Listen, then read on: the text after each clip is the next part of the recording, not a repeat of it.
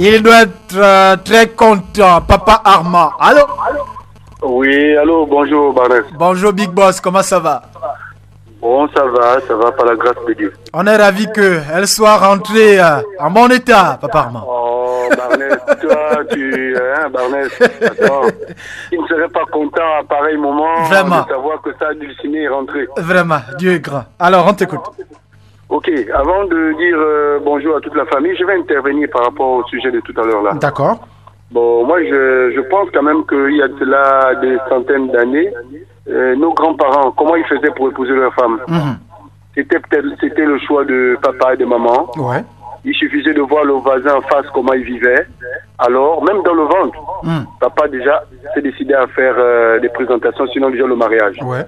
L'enfant naissait et au fur et à mesure que l'enfant grandissait, on essayait déjà d'harmoniser les deux familles. Alors voilà monsieur, voilà madame. Tout à fait.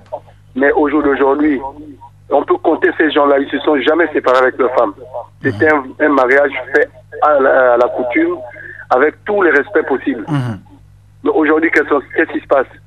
Ben, on dépasse des centaines de mille. Mais 3-4 mois après, on se sépare. Ouais. Et pourtant, c'est pas un consentement de monsieur et madame. On invite les parents à accompagner à leur mariage. Mais après, ça se sépare. Donc, les choses deviennent un peu très compliquées. On ne sait pas. On a pris notre tradition, on a allé balancer ça à la poubelle. On copie l'Occident, mais on le copie très mal. Ok. Voilà, on le copie très mal. On fait une liste pour un mariage, tout le monde tombe d'accord, on sort des centaines de mille, comme disait l'intervenant tout à l'heure. Ouais. Mais après, quelquefois, ce sont ces parents qui ont sorti la liste qui persécutent le foyer. Quelquefois, c'est le foyer eux-mêmes, dans leur manière de se comporter, qui ne comprennent pas qu'ils se sont d'abord entendus au départ pour se marier. Ils ont sorti des centaines de mille, ils ont déjà des enfants, et il faut continuer. Moi, j'avais que quand nos grands-parents vivaient, quelquefois, ils savaient que ma femme a triché avec le voisin, mais il fermait la bouche parce que il va braver son autorité. D'accord. Monsieur Armand, est-ce que ça peut susciter plusieurs hommes de ne pas se marier par rapport à ces pratiques?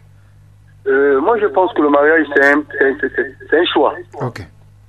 Donc, dès qu'on a décidé de se marier, c'est parce qu'on est convaincu que j'ai atteint un certain âge, j'ai des responsabilités, il me faut une personne qui m'accompagne dans ces responsabilités que j'ai. Tout à fait. Et s'occuper des enfants. Donc, il y a des gens qui ne peuvent pas se marier par rapport à une situation que le voisin a vécue. Mais non. On doit grandir, on se dit, bon, je suis déjà grand, j'ai besoin d'une femme. Et puis Dieu a toujours réservé une femme pour qui que ce soit. Tout à fait. C'est à toi d'avoir une lecture, de comprendre que c'est la femme que j'ai, que Dieu m'a donnée. D'accord. Bon, Barnès, dans la même foulée, je vais saluer la grande famille. Ouais. J'ai pas été invité à l'anniversaire de Madame le Madeleine. J'ai pas été invité, mais je sais qu'elle a caché ma part. Donc, à n'importe quel moment, si elle m'appelle pas, elle appelle ma très chérie Garda pour venir récupérer. D'accord, ça marche. Bon, allez. Merci. Bonne journée. Merci encore, monsieur Armand. Ok.